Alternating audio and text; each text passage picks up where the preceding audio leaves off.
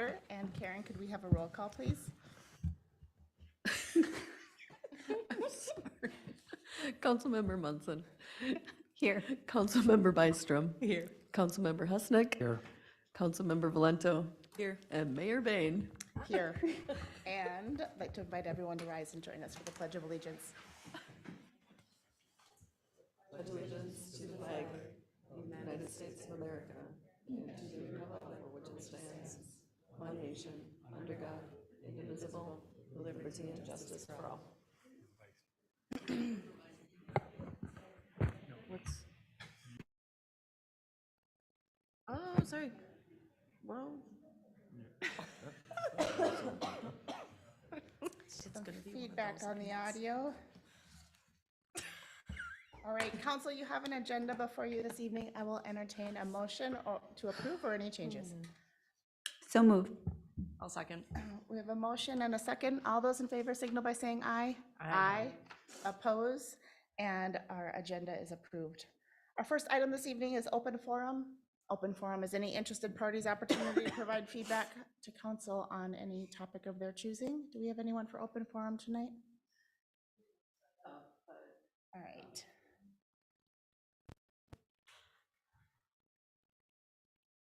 And with that, we'll bring agenda back to council, and council tonight for your consideration are consent agenda items 6A through 6E.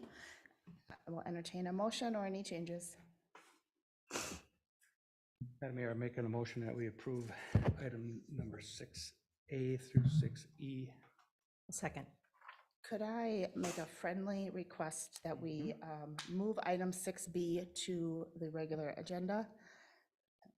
So would that be a modified motion for 6A and C through E?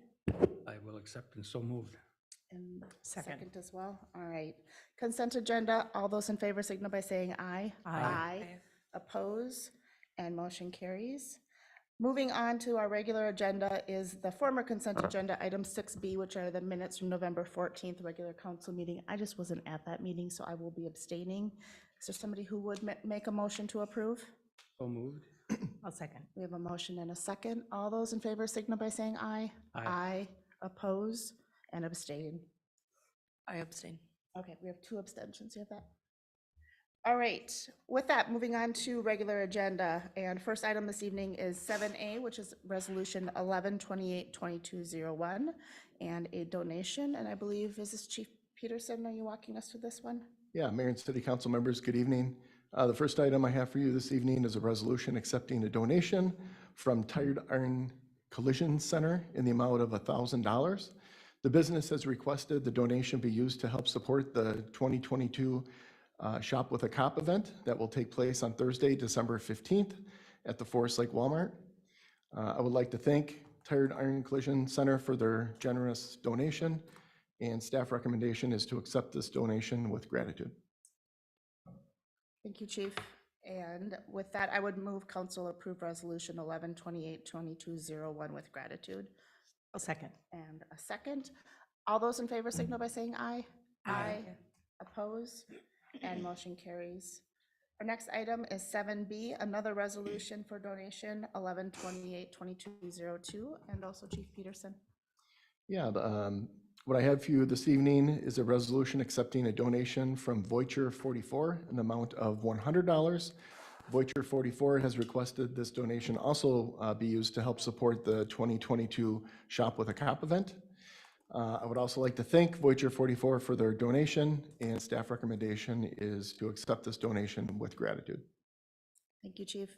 These are great to see. And with that, I would motion or make a motion that council approve resolution 11/28/2202. I'll second. We have a motion and a second. All those in favor signal by saying aye. Aye. Oppose, and motion carries. Our next item, 7C, Arts in the Park Promoter Agreement for Professional Services with Woodrow McBride. And Abby, I think you're walking us through. Yeah, so for several years now, the city has engaged with professional services of Woody McBride, who has, he's been an integral part of the Arts in the Park series for talent acquisition, the series consultation, supplying all the sound and production equipment. emceeing each individual night. The city has received a new proposal for Mr. McBride for the 2023 season. And it is an increase from the past. It's a little bit more of what I would say a substantial increase, about 40% from what we had been paying him in the past. Staff has only put this on as a regular agenda item just so that the council is aware that there is an increase in that cost of service that is coming from Mr. McBride. Staff has looked at comparable services, and this is a very fair market rate service. It equates to about $100 an hour a night for those nightly services that he is providing. We've reviewed this and have determined that there are funds in the park programming budget for 2023, so we do recommend approval of the contract, but wanted to at least to make the council aware of that increase that is there for the 2023 season. Thank you, Abby. Council, questions that we may have? No, just a comment. At the last Parks, Trails, and Lakes Commission meeting that I attended, the commission did have an opportunity to review this, and they supported it wholeheartedly. Oh, they did, okay. Yeah, there are, I just want to mention 2 hometown acts that will be included. Samantha Grimes is a Forest Lake graduate, as is Kyle Tennis, and they're both on the list of performers. Excellent. That was one of, actually, that leads into one of my follow-up questions. So tonight's agreement is with the promoter, and then we individually approve each of the contracts as individual acts are selected. Is that right? That is true. Prior to them actually performing, we do have individual contracts with each of the performers themselves. We do have a tentative lineup that's maybe about 75% complete. So Woody has already done some of the work for that next season. It's just kind of this will help secure his services into the early part of 2023 before that season actually kicks off in the summertime. Thank you. Any other questions we might have about the agreement or changes from last year? Abby, just to make sure I'm understanding, so fairly, I mean, from a percentage increase, substantial increase in fees, but the nature of the agreement, the services he's providing is? None of the services are changing. He It's will the same. continue to perform. This will help increase the sound production and slightly just because the capacity of the park is growing, or the volume of people in the park is growing. So this will end up helping him provide a better service to that growing event. He's always done a great job, and it's one of our most popular events of the year, so I'm happy to support this evening. However, don't want to cut off discussion if there's any other points of question. All right, anyone ready for a motion? Mayor Bain, I make a motion to approve the Arts in the Park promoter agreement for professional services with Woodrow McBride. I'll second. We have a motion and a second. Any further discussion on this item? Hearing none, all those in favor signal by saying aye. Aye. Aye. Oppose, and motion carries. Okay. That concludes our regular portion of the agenda this evening. We do have a couple of topics for a discussion and a workshop portion that we'll move into next. Just a quick note that this is a working session of council. Anything that we discussed tonight is not binding, and anything that requires official action will come forward at a future meeting. This is just an opportunity to have a working session and some more informal discussion before council makes any final decisions. So 3 items on our discussion agenda tonight, and let's start with the development and escrow fee agreement. And Abby, I think this one's yours as well. Yes, thank you, Mayor Ban. So I've been with the city now just a little over 6 months. As part of my process has just been reviewing the community development department functions. A couple things that have come up in terms of fees and escrows, and reviewing these to see if we're really charging the right prices to everything from a fence permit to development review, that we're not overcharging, undercharging, that our fees are aligned with our ordinances. In other words, that we've legitimized our fees and codified them in the city code. And then also the opportunities that there could be for improving our processes for development review. And so part of tonight's discussion is to introduce you to a couple fees that we currently charge that have not been well codified in the city code. So that's the seal coat fee and a stormwater connection charges. So the seal coat fee is a fee, both of these have been fees that the city has been collecting for developments for years. The seal coat fee is a project-specific fee. It's a 30 cents per linear foot, square foot, I don't remember, forgive me, Ryan might be able to, square foot. And it's to cover the seal coat for a road of a development when it's all said and done. So what ends up happening is the developer will come in, they'll put down a first lift of asphalt, they'll build the roads, they'll build all the utilities, they'll put down that lift. Builders will come eventually, forgive me if there's one lift or two lift, but regardless, the activity that occurs in that development after the asphalt's laid places wear on that roadway system. What the seal coat escrow does is allows us to then later on, a year or two after the development has been finalized, go and seal coat the road. It's essentially just allowing us to put a little bit of a longer lifespan on that new roadway. The developer is paying for the roadway only within their development. So it's not necessarily a fee that is being just put into a pot of money and then we use it anywhere within the community later. It's something very specific to that development. Stormwater connection charges are also very similar in that we have been applying them. They're not well codified into our code, but this allows for developments to utilize when they're managing their stormwater, that they are doing it on a so that it's integrated within the community stormwater system. This is a fee that helps us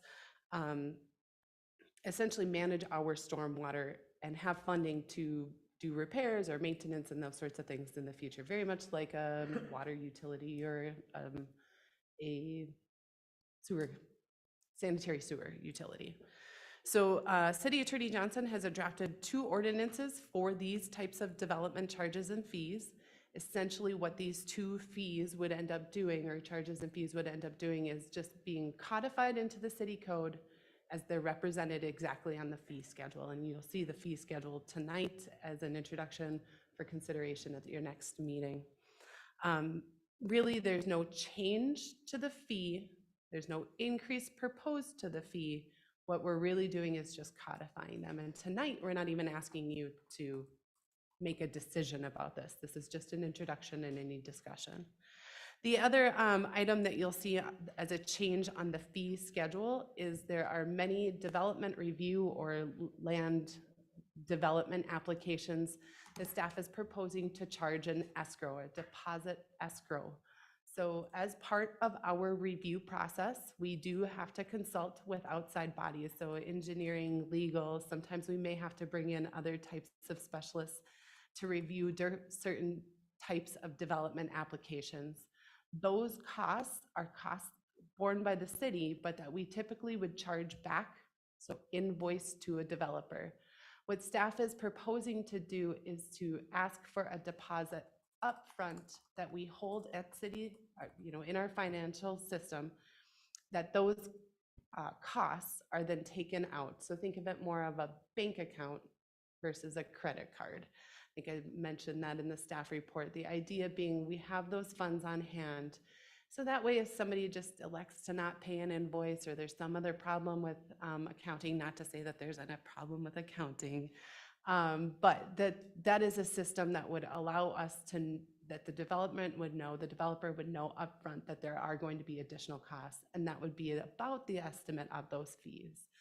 So that too is on the fee schedule being proposed for you. It's a different type of way to do development review and the financing that goes along with our costs associated with the review of development. But staff wanted to bring these for you for discussion. I recognize that they're 2 separate things. There's fees and charges and there's escrow deposits. But I'm here to chat about them with you and talk about the merits, pros, and cons of any of the systems and give you the opportunity to review it before ordinance amendments come before you at your next meeting. Thank you, Abby. council, happy to open it up for discussion or questions. I guess, so I understand the change to the seal coat is really codifying a fee that we've charged. It's not a change. The development fee, however, is it a change in the timing? I want to make sure I'm getting that right, that we are collecting upfront rather than in arrears? Is So the that- deposit escrow, Yeah, yes, it is yeah. a collection up front. We haven't typically done that before, or are we, I thought we did some escrowing, and so maybe walk me through what we are currently escrowing and what Sure. we're now changing. Sure, so currently, we'll walk through just really quick planning and zoning. So when somebody wants to develop their piece of property, they will come in with an application, some plans, and a fee. And those fees go into the general ledger or the general fund. They go through the planning review process, meeting with staff, the planning commission. We send plans to consultants, legal firms, meetings with the planning commission and city council. Any fees that the city incurs at that time, so maybe attorney's fees or engineering review fees, those the city has been billing back to the developer. At the time that a development is approved by this body, there's a development agreement or a site improvement agreement. And a lot of times the city will write in an escrow in those to help ensure that some of those costs are there when we're doing a lot more in-field inspections, when there might be more staff time that's being incurred than there is during the planning review process. So while the city has been accepting escrows, it's typically been a post-planning. This would be a pre-planning. Would start their kind of account with us until the time that that project is completely finalized out, and then we would close that account with them, remit any excess funds. How do you estimate or determine the size of that account that's needed? Because that can vary a great, I keep hitting on mic, sorry. That can vary a great amount, development by development, right? So Right. what does that look like on setting?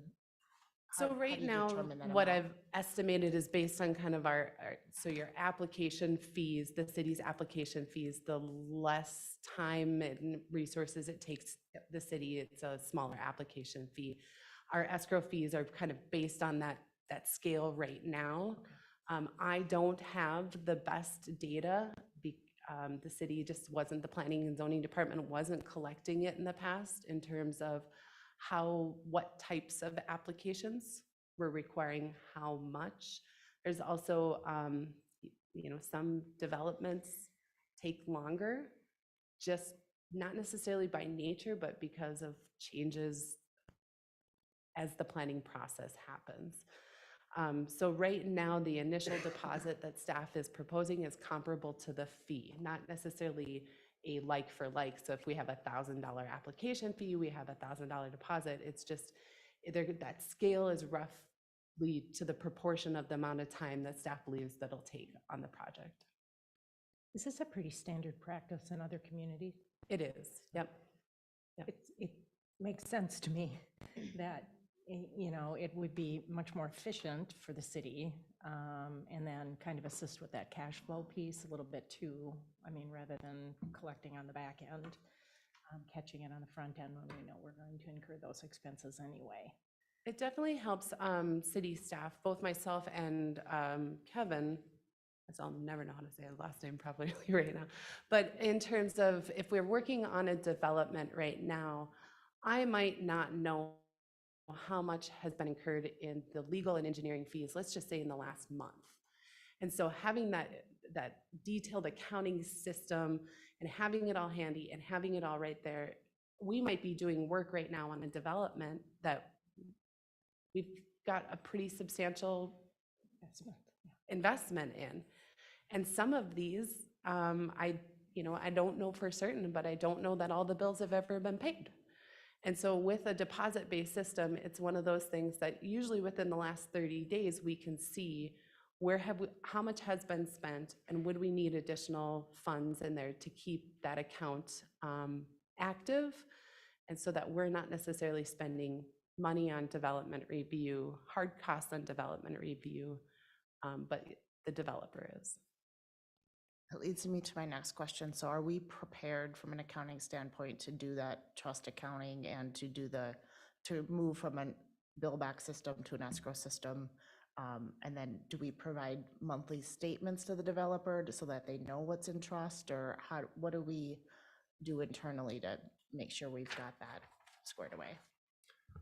Yes, Mayor Bain and Council. Yeah, so Abby and I have talked about this quite extensively for how we want to manage this. And when we're collecting that escrow on the front end, it's really shelters the city from some risk also. Where if we, for example, collect a $5,000 escrow deposit up front, we're incurring these legal and engineering fees for a month, and for whatever reason, the developer walks away because they disabandon the project, for whatever reason, we have their funds to cover those costs, because when we receive the engineering and legal fees monthly, so we could incur some significant costs there. But we won't get those final invoices till the next month. So that's where those costs are there. From an accounting standpoint and tracking this in the system does allow us to track this fairly easily. Every development, whether it's in the planning phase or development, gets assigned a project. So when those deposits comes in, those deposits get coded to that project number, and when the expenses come in, they would get coded to that expense as well. So at any given point, we would be able to run a report that shows what money's been deposited and what funds have been charged against that deposit to get a running balance. And that's where we would work with finance, will work with Abby and community development to determine what threshold for which project, once we get down to a certain dollar amount, do we need to request more funds potentially from these developers as well. And it also holds us to, well, if you want your development to keep moving, we are going to need some more funds before we incur more costs with those. That was going to be my question, whether or not, once you charge this fee up front, that you can request more fees later on, or somewhere down the road on the same project. Now, the other question I'd have, Terry, now, if you don't use these fees at the end, is it something refundable there, or what are we looking at? Absolutely, yeah. So come the end of the project, it's fully developed, everything's done, and there's a remaining balance yet, that would be part of our final project acceptance, where finance will sign off on it, stating that there's either a balance due, which isn't the case at some point right now for how it's currently being done in the build back world, or if we have that escrow, in most cases, there would always be some refund due to the developer. And that's when we're looking at accepting those final projects, that's part of finances, to make sure that those refunds are going back to the developer. And we do have questions coming from developers, what's their escrow balance, and they ask for invoice backup, and we're always able to provide that to them upon request. Does that fee or this escrow amount, how would this work with just an individual that's building on a lot? Are they treated the same as a developer that might be doing 25 lots, or? It's how would you do based that? on the type of application. Okay, So a standard homeowner might be doing a encroachment agreement that we would have to consult with engineering or legal. There would be a deposit, again, not a fee, but a deposit, an escrow deposit. But if it was a building permit, it wouldn't necessarily trigger these specific escrow deposits. We do have escrow deposits associated with building permitting for landscaping and grading.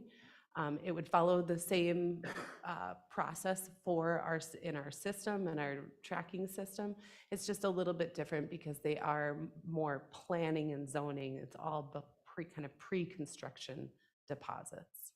okay, well, thank you. Yep. That had jumped us right into the conversation around the development and escrow fees. Any questions or comments on the seal coat? That one was straightforward in my opinion. Yeah, I think so it's didn't kind of really a have cut and any dried thing, questions. right? Yeah. So I'm just a little curious how the deposit fees were determined. I mean, as I look at this list and I see a comp plan amendment application fee. The fee is 4,000, the escrow deposit's 2,500. The second line item there, the fee is 1,000, the escrow deposit's 500, but then the third line, the fee is 500 and the escrow deposit is 500. So with like a comprehensive plan amendment, planned unit development, or even a plat, a lot of the legwork is done up front. So many of those applications are kind of a preliminary and final type of application. Okay. So comp plan amendment is really heavy in staff time. We have to consult with the Metropolitan Council. Typically, we might even have to hire an outside planning firm to kind of help do some data analysis. So it's really just based on the amount of time that it would take. So roughly, we just say, you know, let's just say a consultant rate of $150 an hour at that $2,500, we're working with less than 20 hours of work necessarily that it would be. So it's right now that those fees were based on the idea of how much time it would take us Okay. to produce, to assist with the review. Does that make sense? Yeah, kind of on that front end. So it sounds like if there's a split, you're anticipating a significant amount of expense on the front end, but you're potentially going to incur some on the back end as well. Correct. Okay. Yep. There will always be legal fees, typically on the back end Okay. of any of these, of most of these projects. And again, these are deposits that would be remitted. This system of a deposit-based system will, I believe, allow us to better track each of these permit types better as well, and what some of those refund or remittance costs are, to see if we can adjust these in the future as well. Perfect. And then just process-wise, so the codification allows for the fee or the deposit process to exist. Our rate schedule is something that council approves every year, right? And that's where the actual rate gets applied. So we're not codifying rates, we're just Correct. codifying the existence. Yep. The rates are codified in the city code, but that is based on the fee schedule Got it. amendment. Thank you. Yes. All right, other questions on this topic or points? Anything council would like to see considered as this comes forward in ordinance? This is an ordinance change, so it gets noticed as an ordinance change, is that right, Karen? And Correct. then would come forward for future agenda, okay. All right, Abby, do you have what you need from us? I have exactly what I need. Thank you very much. Perfect. Okay. Speaking of fee schedule, let's move on to item B, which is a first draft look at our 2023 fee schedule, proposed changes, and the draft ordinance. And Karen. Thank you, Mayor and council members. Before you have the staff memo where I summarized all of the proposed changes to the fee schedule for 2023. Starting with the administration department, administration and finance. The biggest change there was that, if you recall back earlier this spring, we had taken a look at the room use policies. During COVID, everything got shut down. This afforded us a chance to take a look at our room use policies and direction that we wanted to take with that. Suggestions were taken, and information was compiled. And we did add a non-resident fee, but the biggest change to this section was that all of this was moved into that section. So the senior center rentals were previously in the park section. So now everything for room rentals is under that administrative section, showing the resident rate and the non-resident rate and the 3-hour minimum refundable deposit, 3-hour minimum for the rental, and then the $150 refundable deposit. So that's the biggest change in that section. The next section is for the airport commission. Those pretty straightforward. There was just a slight increase. If Dan wants to explain the increase, he can. It was the increase that was approved at the airport commission and council beginning of the year, and this is just reflecting that in the fee schedule. Thank you. Next section was the building construction department. So There was, I think, just one change to that section. It had to do with fees for deck permits, and that's being removed as a fixed fee as per state code. So that's the only change there. Next section on page 2 would be the Parks and Recreation Department. Again, that is the senior center room rental was moved into the administration department. And then, as Abby suggested or talked about, the planning zoning department, there you can see all of the changes. So in the summary pages, I just compiled just the changes. When you look at the full ordinance, you'll see the whole section for that department. The summary just includes the changes. So as she mentioned, escrow deposits. So there will be a third column in that section for all those escrow deposits.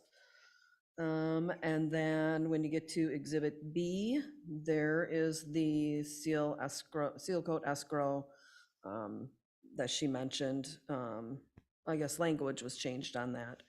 A couple other minor changes. And then the water system area charges and sanitary sewer area charges, those fees were increased. I think engineering or Public Works sent those changes to me. So if you want to explain those, you can, Ryan or Dave. No? Just reflecting increased costs and infrastructure. And then finally, Exhibit C, sanitary, sewer, and waterworks user rate charges. I summarized briefly what those changes were to the fee schedule, but if you look in the actual draft section of Exhibit C, you'll see there's a lot of red there. What those changes are is just additional years being added. So typically we'll have 2 or 3 years worth of utility rates, and so 24 and 25 were added. There was some changes for 23. 22 was removed off of Exhibit C, obviously, because we're at the end of the year. And so those changes are all reflected there from the finance department. And I think that's it. So the first 3 pages reflect the summary of changes, and then the next 15 or so pages is the draft fee schedule. Thank you, Karen. Open it up, council, for any questions that you may have. Abby, as you've kind of reviewed planning, the planning department and are making changes, do we know, and maybe my question is more broadly to all staff, the last time we did a benchmark review for the planning and zoning of our fees, I see that, you know, we're adding in the escrow amounts, but there aren't any substantial changes to the actual individual project fees. When was the last time we did a benchmark study to other communities? Do we? I don't a have sense any on that? record, Do we have and a it- sense on where we are as I far as- don't. Yeah. I only can compare it, I think, to one community that had worked in pretty substantially. I would say that we're not that far off Okay. from another Washington County community.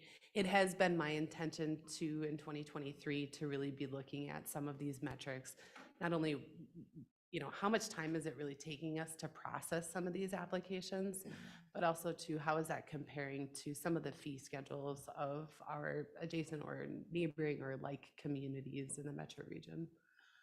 Certainly our cost structure as it relates to supporting those projects has gone up. And so I don't know what the proportion amount would be, but we do look to those fees to offset the cost of providing the service to some degree. And if our cost has increased at some point, we should look at what does that look like, and just make sure that, I would say project to project, that the scaling is appropriate. But I'm not suggesting we do that, you know, in the next 6 weeks. I appreciate that, but- thank you. But I do think it would be good, because it is a point of feedback that we do hear routinely around just fees, and you know, people are always, developers in particular, are happy to provide feedback on their perception of service and also the fees that they're paying. So it'd be good to have that in our back pocket at some point. And if I could add on to that, I've looked at other fee schedules for different cities near us. And one thing I've noticed is for our variance is just the fee of $500, where a lot of other cities separate it between residential and non-residential. So I think that would be, We do have a couple of those that are based on the type of use, residential versus non-residential. And it is something that internally we had discussed, and because I don't have a lot of data right now to really support increasing a fee or even decreasing a fee, I was reluctant to separate those out at this point. But it is something that I think is a very valid thing for cities to consider, because they are just sometimes different. They're different, residential uses versus non-residential uses, and how the time they take and the impact they have on the landowner, sometimes being an average homeowner versus a large-scale business. So, Is something changing with the park dedication fees? I noticed there's a No. strike through. they're struck through because they were double listed. So Okay. they were listed in planning and zoning's fees, the section of the fees, but they're Okay. also represented in Exhibit C, or I don't remember. Do you remember? Page 69 is where I noted the strike through there. So page 73 of the packet Okay, actually has them in their parkland dedication fee, and that's where they had been sitting in both the community development department's fees and then in this development fee section. okay, there we go. And they were actually not consistent with one another, so we just kept the most recent version. Okay.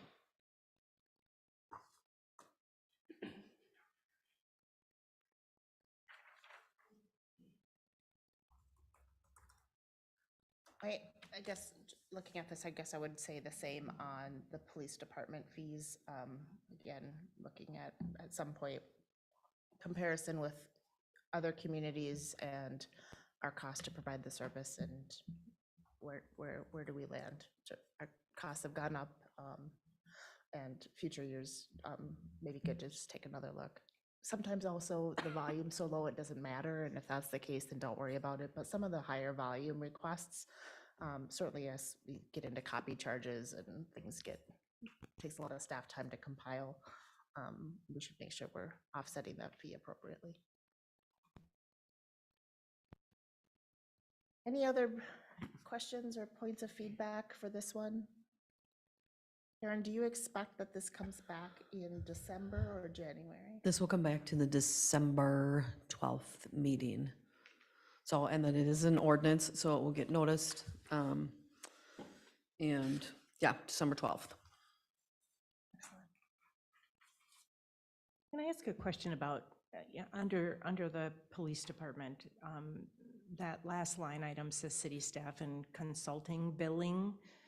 Services provided by city consultants will be billed at the current consultant rate. When does it shift between a city service and now becoming a billable consultant fee? What triggers that?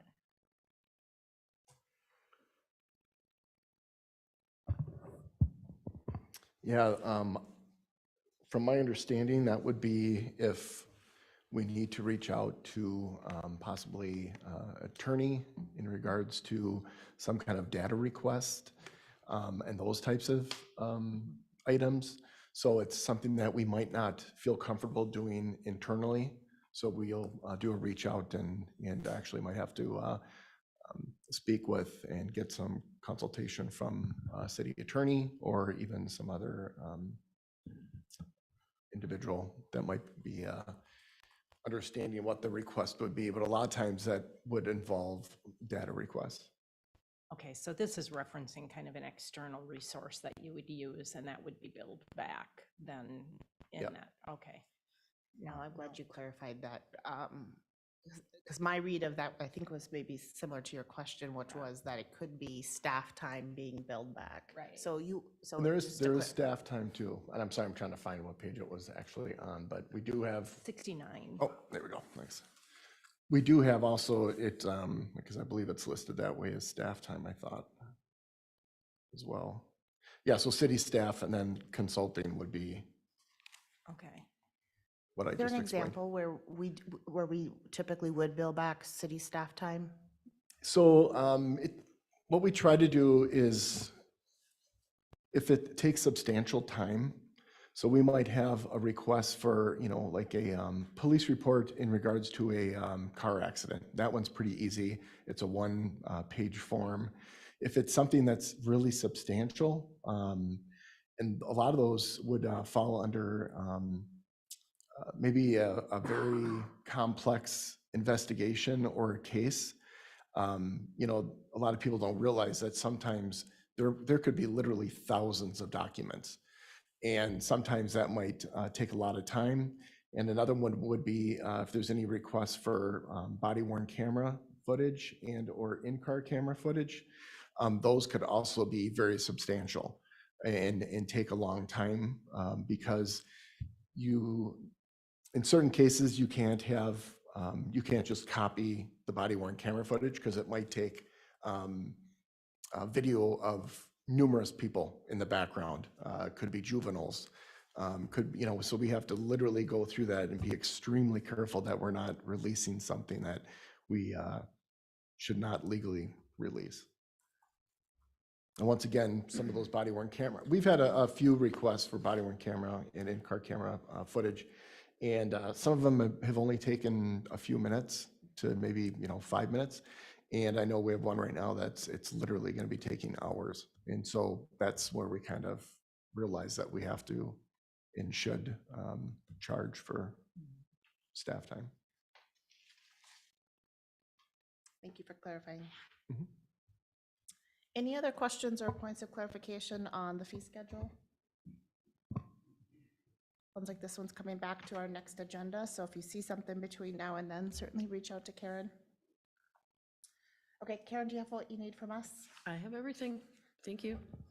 I think we are ready to move on to our item 8C, which are budget updates. And Patrick and Kevin? Kevin has got the first. Yeah, I'll just lead off with an update regarding the American Rescue Plan Act dollars that the city has received, and this, some of the discussions we've had through the budget and the requests that council had regarding the use of those expenditures and the testing that is required around those. So as brought up in previous budget discussions, the city is currently recommending that those dollars be used to help support water infrastructure projects. And when the city identifies how to use those funds, there's certain testing requirements for how our financial statement auditors are going to be looking at those funds. So based on working with them, we are going to be electing the revenue loss option with testing those funds. So attached to my memo is a letter from our financial statement auditors, Berg and KDV, stating that how we will be claiming the lost revenue and applying expenditures to those funds received through the American Rescue Plan Act is in compliance with all the proper rulings out there from the U.S. Department of Treasury, that we are in compliance with that and will be able to use those funds accordingly. So this is just recommending that we'll be using a revenue loss calculation. We will be claiming public safety expenditures regarding the revenue loss selection, and then be able to use those funds accordingly as approved by City Council. So unless as directed otherwise on the December 12th meeting, as part of our budget approval process, there'd be a resolution authorizing approving the revenue loss application, and also the use of those funds in the water fund unless directed otherwise from City Council. So this memo is just to provide assurance to council that the city is in compliance with all aspects of these funds. Excellent. Thank you for going the extra step also and having the external letter of support. That's really helpful. Council, any questions on that? Yeah, the dollars and cents on this thing, I mean, what are we talking about here?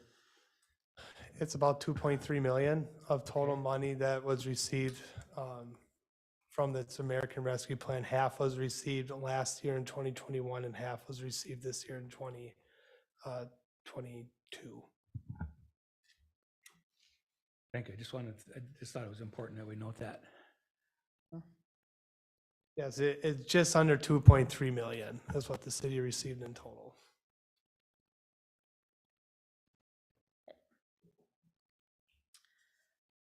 Thank you, Kevin. And 2023 budget update. Yes, thank you. Karen, can you turn my machine, please?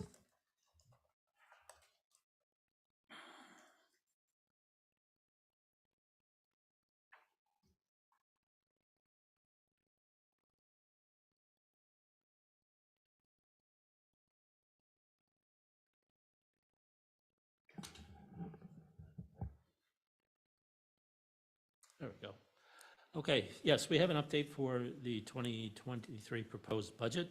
We've just got a few short slides and some information about adjustments that we've made and things like that. So we'll start and get through this as fast as we can. So if you recall, we proposed a budget of $11,360,779 for the general fund. As always, is going through from August through until now. It's a long time period. Things change a little bit, not much. We find some things that we could need to adjust, either on both on the revenue and the expenditure side. In this case, we are recommending that we adjust the building and sign permit revenue up by 21,000. We expect to, although it's still going to be under what we've budgeted this year, we think we can bump it up from what we proposed in the August budget. Every year with the budget being passed, the City of Columbus and the joint fire agreement shares part of the revenue. That's just reflection of the fire department budget and what their increased share is going to be for next year. So that was $7,690. Kevin assures me that the interest earnings are better and will reflect an increase next year, so we'll keep him to his word. With that being the case, the new general fund revenue total is $11,434,469.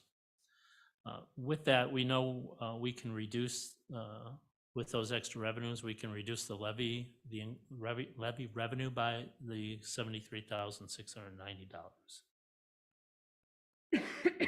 As far as the expenditures go, we start with the same number as far as the general fund. We have looked through and we have some administrative adjustments that we need to make. We've gone through line items, looked at them, see where we could reduce them. We've come up with an additional $21,815 that we can reduce in expenditures in that area. We're reducing community development legal services this year by $15,000. Part of that reduction has to do with as the council's been informed, we're going to start to rewrite the zoning code and approach that. That's a long project. We don't believe at this point it'll be finished by the end of the year next year. So we will reallocate some of that money in 2024. So we are able to take advantage of that by $15,000. On the other side of this, we have two line items that were somehow not included when we really did the budget. We caught those in our review of the budget. We have portable toilet rentals for the park on an annual basis. You got to have them. Not a lot of choice there. That is going to add $28,000 back into the budget. And then somehow, I don't know how, we missed Lake Centers for the Youth, but we did catch that, so we've added that back in. Unfortunately, that just raised the expenditure amount by $8,185. So not too bad, but still an increase in revenues.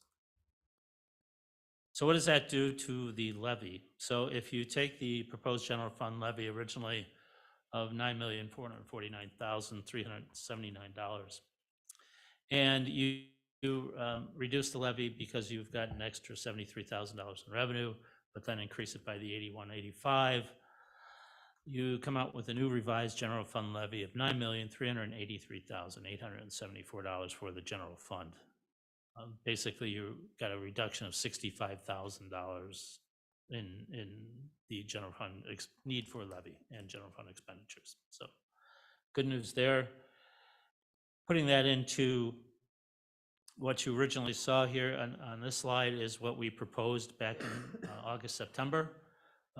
Not to go through each one of them, but it ended up with a 7.52 increase in the levy, or $923,159 for all levies combined. With the changes that we are proposing, we come up with a new requested levy of $13,126,354, or an $847,654 increase. It brings that down to a 6.9% increase. So we made a little progress. There was not a lot of room here, but again, we always know that between August and December, there's minor changes that we have to adapt for and things like that.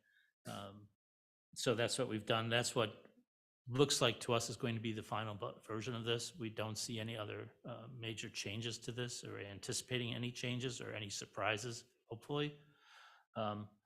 But that's what it is right now. Just to summarize what that does, as everybody's interested into the tax, if you look in this chart, the upper part of the chart was showing what the original request was back in August, September, and what the impact was on a house. So take, for example, the $250,000 house in August, September would have seen an increase of $115, where now it's an increase of $110. And so at least there's some progress. Being given the inflationary rates and all the pressures on goods and services, I think it's real surprising that we could get this close to the increase that we have. It's not 10 or 12%, because we're struggling with that as well. But I think the department heads have done a great job in reviewing their budgets, keeping them in track of them, and trying to, still provide services and not go too crazy. And so I applaud them for doing that in their submissions. And of course, the last slide is always an interest in what the tax levy rate is going to be.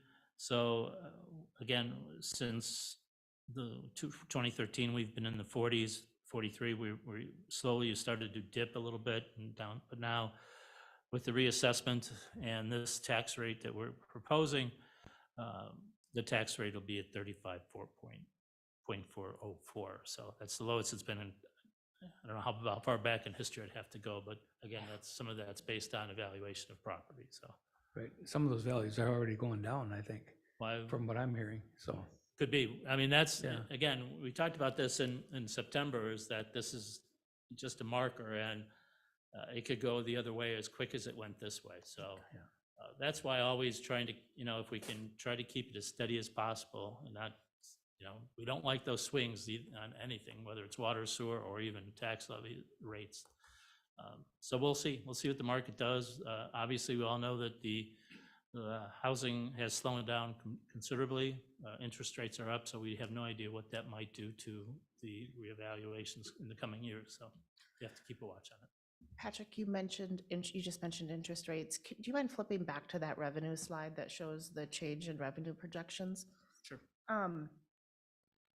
Changing the levy based on revenue numbers always just makes me a little bit nervous, because I don't know, maybe I feel like we have less control over revenue. And you want to go up one more to the revenue slide?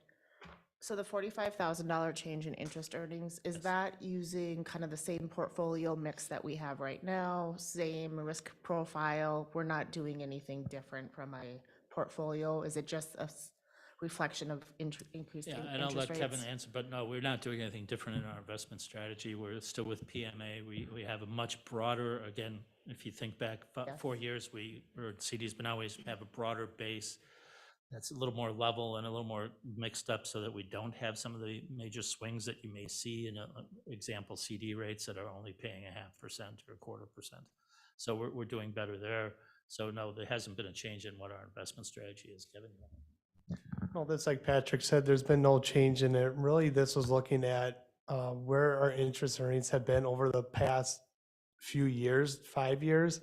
And this budget item just looks to be something, when you look at investment earnings, it's easy just to throw 50,000 or whatever the dollar amount is at it. So when I look at where the city has been the past 2 or 3 years and where our investment portfolio is trending this year, we're right on track for where we have been, especially last year with this. So when I look at what was in the general fund last year compared to this year, it's right on track to hit that number. Where this number does get a little skewed when you look at the financial statement audit, it's required that we have a market value adjustment in there, so it's not always lining up with that.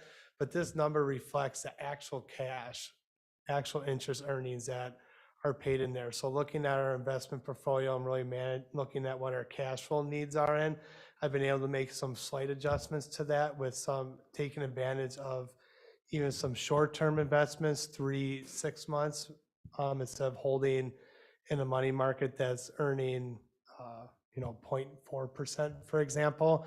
I've been able to tie up some, not really tie money up, but get 2%, 3%, 4% just on holding some money in 3 or 4 month term series bonds with the city. So that number is, I think, overdue for an increase on that for where it has been. So that's where that number is coming from. Excellent. Thank you, that's exactly the answer I was looking for. While we're on this slide, building and sign permit revenue, I don't have the original number in front of me. Does anyone know roughly the percentage increase of an additional 21,000 in revenue? Is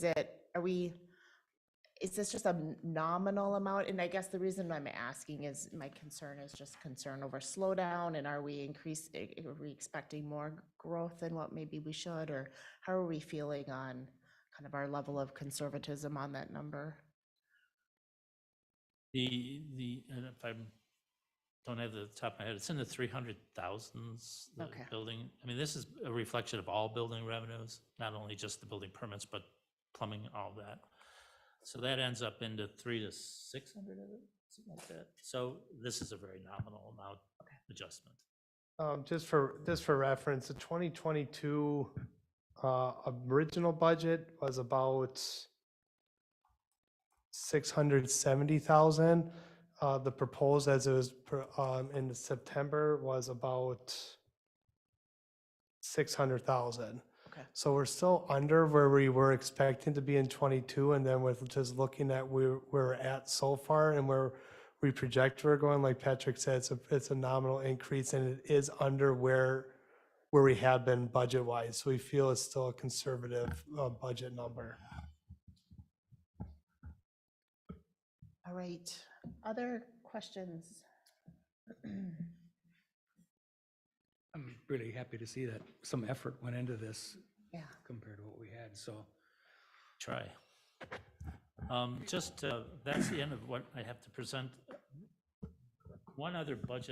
Two other budget-related items, actually. We may bring before you at the next meeting, a budget item where we possibly will request reallocation of funds based on our fund balance policy, where we have been exploring and talking considerably regarding two things. One is getting our building department permitting system online and improving that process, because right now it's not there. You can't apply for a fence permit, you can't apply for anything. It's time for us to change that and to get there, but we're going to need to help from somebody to do that. Because if you recall, we purchased a software 3 or 4 years ago now and implemented it, but we never implemented the web side of it. So we need to do that. We need to make it more convenient, not only for the contractors, but for the homeowners who wants to put a fence in over the weekend or put a water heater in or what. So we're looking into that and may have a proposal for you next meeting that will hire a firm to help us do that. We just got that proposal today. We're going through that. So I think it's important to make that next step. It's really the next step in the building department. It'll take some internal software changes to make that work the way it does. So, and again, we don't have staff expertise or size to make that happen as fast as we would like it to happen. We would like to easily get this in place by this time next year. And that's really should help communications between not only the homeowners and the building department, but the contractors. So we're looking at that in depth. The second is regarding part of what should be in the 10-year plan, which we'll take to the council and review it again when the new council sits in January. We'll go over some of that. But one of the things that we haven't included beyond, we've mentioned before the park plan, which we've beginning to get a draft in that, we have to go through that. But the other part is we've never really looked at the buildings we owned and what they may need in the future, particularly the one you sit in now, 6 or 7 years old or whatever it may be. But we know that systems in this building have a lifespan that we need to start to look at. We have a south garage that we need to look at, a senior center that we need to look at. We don't have that many buildings for a municipality, but we need to start to look at those buildings. How long is the roof going to be? How long is the heating and air conditioning going to be? And all of that. So we have no handle and have no budget for the maintenance of long-term heavy maintenance on this building or any other building, particularly any of the water ones are fine, but senior center, the south garage here that we use for the ambulance, and particularly this building, we need to have somebody take a good look at our systems and what status they are. Are they good? Are they bad? Or what's the lifespan? What can we expect? So we can begin to start to put those in a plan over the next 10 years and continue to address those as those 10-year plans flip over, so that when we know that the HVAC system for example, the fire department garage may need to be replaced, we'll know kind of when that's going to happen and start to budget, just like the fire trucks and police cars and tractors and plows and things like that. We have to address the same thing at the building system. So we will also be looking at somebody to come in and to do an evaluation of this building and some of the other buildings so that we have that information so that we can plug that in. And it's kind of like hope it's one of the last pieces to this full big 10-year plan, that and the parks. And I can't think what else might be in there, but it's something that we need to do and start on now, because again, if we wait another 10 years before we start looking at what this building may need, you might be surprised in 10 years what this building may need. So we don't want that. So we want to be able to plan for that and budget for it. Are you, along with the evaluation of the existing structures, the existing buildings, are you taking a look at need as we grow? I mean, Public Works building, a kind of part of that whole comprehensive building picture? Right now, we are not in this building proposal taking a look at what growth may need to be happening. It's an issue, but first I need to know what systems and what's going to survive. Need, yes, we'll have to sooner or later look at this building, and are we ever going to outgrow it? I mean, it's the same discussion. How much more staff do we need to do the job that the public expects us? Well, this building is short on staffing space. It's short on storage space. Sooner or later, we'll also have to look at that, but we haven't. I know that was designed for a second story above either this part of the facility or another, but right now we're just looking at maintenance and long-term upkeep of the systems. I think I was referencing more like a new Public Works building, Well, for example. right, a new Public Works building was presented in the 10-year plan. Okay, It shows that in 25, well, actually, next year is the needs assessment for new Public Works building. It's Got it, budgeted okay. funds for next year. And then I believe it's 25 or 26 or 25 and 26 that we actually have program bond sales to build a new Public Works facility. Because if one of the things I think we will do with the next council is take them on a tour of the Public Works facility, and it'll be become pretty apparent why we need to make that change. Questions? I think it's good to look at the buildings as a Yeah. whole. It makes sense, no question about it. We've known this process was peeling back the layers of the onion and, kind of existing needs and existing, new buildings, and now we're to get to the maintenance part is just kind of the next part of this process, so it needs to be done. The warranty runs out the last day you make the payment, right? So historically, how did we pay for example, if there was, I don't know, Has the new senior center ever needed a new roof, or what did we just out of general maintenance funds, or? We maybe tried roof's to a bad find, I mean, example.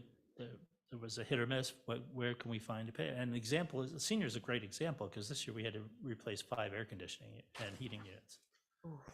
Because they were all, the five units operate that building, and they're all were 30 years old.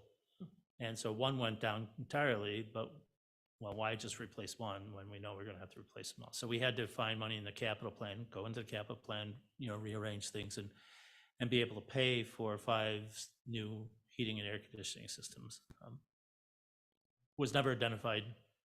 Nobody looked at it. We don't want to do that anymore.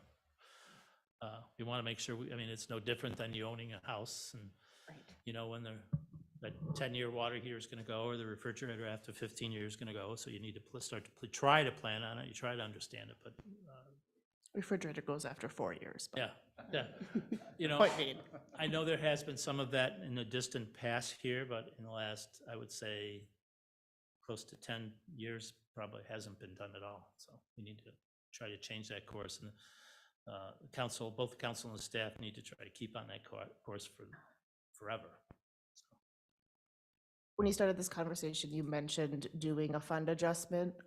So for the consideration, can you explain that a little bit Yes. further? What your thought? Under your fund balance policy says that you have to have 50% fund balance equal to 50% of the expenditures in your general fund balance. The fund balance policy also says that any excess may be used for a capital and transfer to the capital improvement funds as council designates. Pardon me. This is a perfect example where, and our fund balance is healthy, it's well over 50%. This is a case where we have a one-time project, 2 one-time projects, that small, that we should be using one-time revenue. And this is where things come up when we haven't budgeted for them, but we know we need to happen. It is budget time. It's a good time to act on this, and as the budget is adopted, to also adopt a transfer into whether it's the capital fund or whether it comes out of the general fund. So I'll leave that to the guy sitting in back of me, how that works. But this is the time to have a project that you can use for fund balance and still contain and keep your fund balance healthy the way it should be. I think the fund balance is almost close to 60%. Don't recall exactly the number, but it's healthy.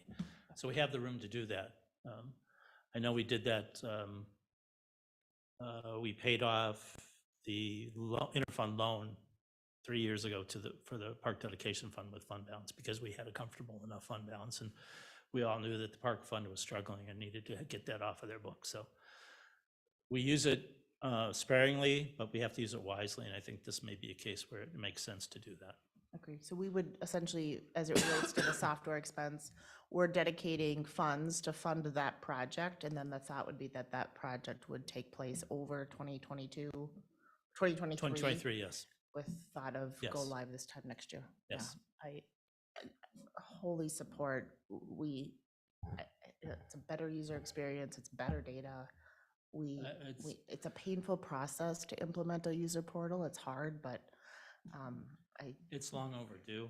We really need to make it more convenient for the contractors to pay and submit electronically, and just the homeowner who wants, like I said, wants to put his fence in come Saturday, and he's sitting in front of the computer at 10 o'clock on Thursday night going, oh, maybe I need, but he can't do that. He has to walk in here, fill out a form, and so it will be painful. It'll be a lot of work for the building department, a lot of rethinking process and mapping and gapping those things, but desperately needs to be done, and it desperately needs to have the contractors be better informed about the status of their permits. And I mean, that's available now. I mean, you should be shooting out emails once it's approved, or shooting out emails if they have questions, and we just need to do a better job. That's the way the world works. Well, and be able to take credit cards for those payments instead of writing checks. So the work that needs to be done, is there software that we need to buy, or is it more of the configuration of configuring what we have? When we purchased the software BSNA, we knew it had the capabilities to do this. It was just a matter of, getting the cutover from the old software to this. And now it's transforming what we made first time to something different, but using the same software. The software is great. There's switches in the back, you go down, it's not hard to reconfigure. It's just time consuming. We're gonna have to map all of our processes and say, okay, why do we do it this way? And this 10-step fence permit process should only be maybe a 3-step permit process. So that's the kind of things we have to go through, and that's what we're going to ask this firm to go through and map and gap all of this. We also have the advantage, there are a few communities within the state of Minnesota that has also taken on this and have implemented the BSNA software. We were one of the first to actually do the software, but now people have done it and done it better than we've done it, and have with the original goal and say, yes, we want everything online, everything goes. And that's, we need to go now that we have experience with it, and we have actually a better team here to do that, and to make those changes and have some of the vision that we really needed to have for a while. Excellent. All right, any other items related to budget updates? We have final budget approval. We have our public hearing, and then also final budget approval on our next agenda. So, all right. I know as you're preparing that package, can we put in the summary slides? We've done a nice job throughout the budget season of kind of providing the summary slides. So can we provide both the summary slides, but then also the full detail for those who really just want to dig in and kind of see the line by line? We'll be happy to give you the, helpful to see. Kevin and I were just talking about today, and we'll send out the full entire budget line item report for everybody to look at it, have fun with. Excellent. All right, we can move on to staff updates. Should we start with Karen? Thank you, Mayor Bain and Council. I have no updates. All right. Dan? Mayor, members of council, we'll be speaking at the Minnesota Suburban Development Summit next, I think it's Wednesday, the 7th. Typically do these a couple times a year where we go out and talk to the development community about updates in Forest Lake and kind of promote Forest Lake out to the development world. So we'll be out there next Wednesday promoting Forest Lake. Excellent. Thank you, Dan. Abby? The only update I have is this Saturday is Hometown Holiday, 12:30 to 3:30 here at City Center, 4 to 5 activities and tree lighting at Lakeside Memorial Park. Thank you. And Karen, can you also extend invitation to both Blake and Leif as well?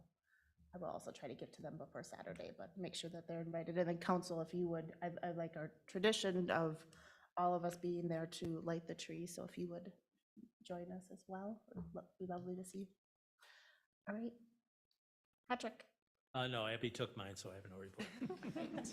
Pete? I have no update, Your Honor. Dave? No update.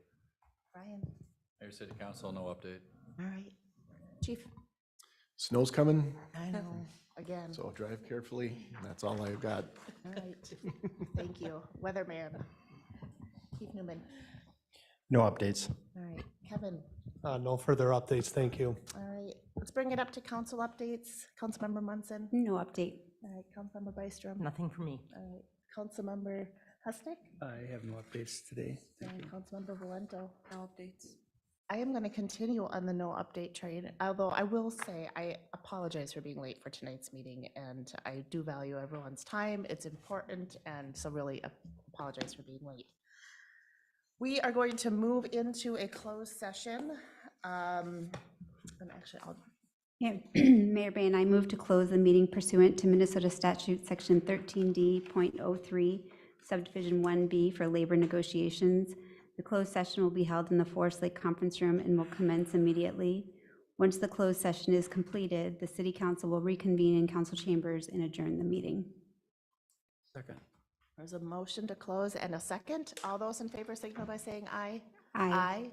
Oppose, and we're in closed session. Thank you, everyone.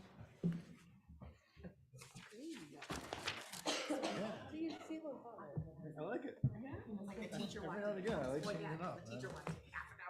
Well, I walked in too, I'm like,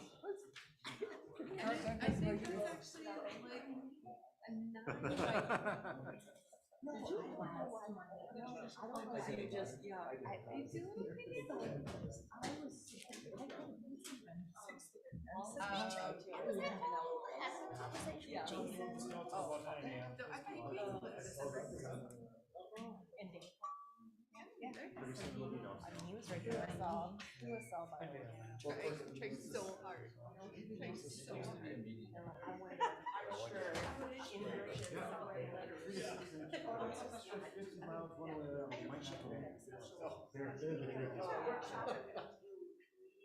There we go.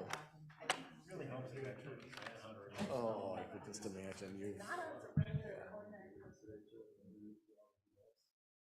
It's frustrating for you. The best ones are, okay, you guys come in early, don't you? Do you just wake up on the boards? You have lunch and.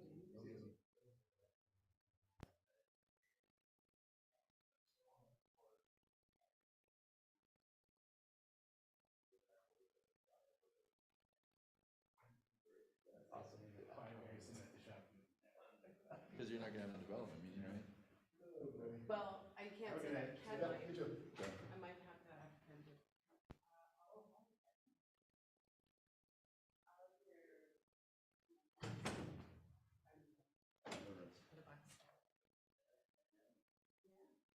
Good nighttime reading. Yeah. Bye, Peter. Have a good night. Yeah, you know, deadline of the 30th.